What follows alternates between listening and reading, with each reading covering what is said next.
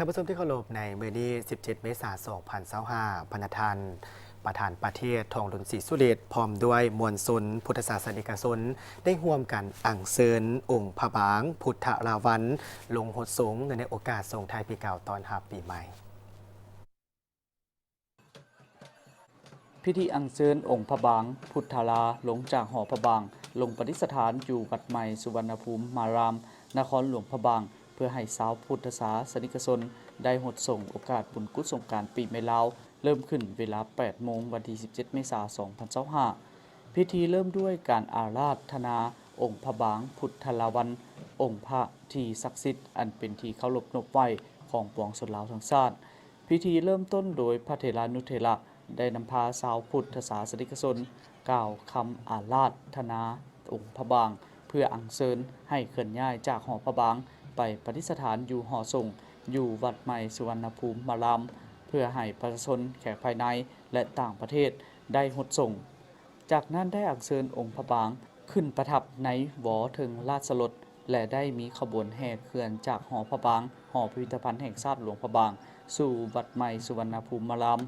ขบวนแห่ประกอบด้วยขบวนธงชาติธงศาสนาขบวนเสพดนตรีพื้นเมืองขบวนพราหมณาจารย์ขบวนเป่าแคนหอยสั่งขบวนพระเถระเก้าองค์ขบวนกองคุมบุษบกหรือราชรถที่ประทับขององค์พระบางขบวนสามเณรพระสงฆ์ขบวนการน้ำขันสุดกลางขันแขวงนครเมืองซึ่งนำพาโดยท่านทองหลุนศรีสุฤทธิ์ประธานประเทศแต่ละขบวนแม้ได้สร้างความประทับใจให้แก่แขกที่เข้าร่วมงานเป็นอย่างดีทุกคนต่างก็มีความเบิกบานม่วนชื่นมีใบหน้าที่ยิ้มแย้มแจ่มใส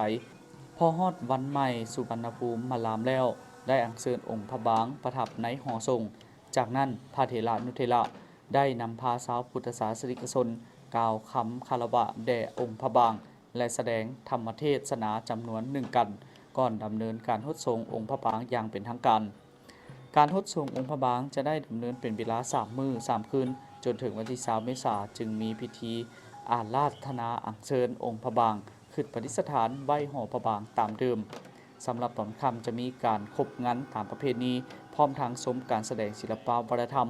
จากนักแสดงของโรงละครพระลับพระลามและกิจกรรมอื่นๆตื่นอีกพระบางหรือเอิ้นอีกชื่อหนึ่งว่าพระพุทธราวันเป็นพระพุทธรูปที่เก่าแก่ศักดิ์สิทธิ์และพุทธสมบัติที่สูงค่ายิ่งของพุทธศาสนิกชนทั่วโลกโดยเฉพาะแม่นชาวลาวทั่วประเทศก็คือชาวหลวงพระบาง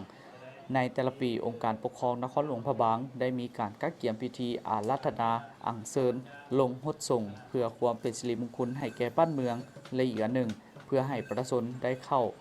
กราบไหว้คารบูชาและฮดสงเพื่อขอพรในมื้อบุญปีใหม่ลาว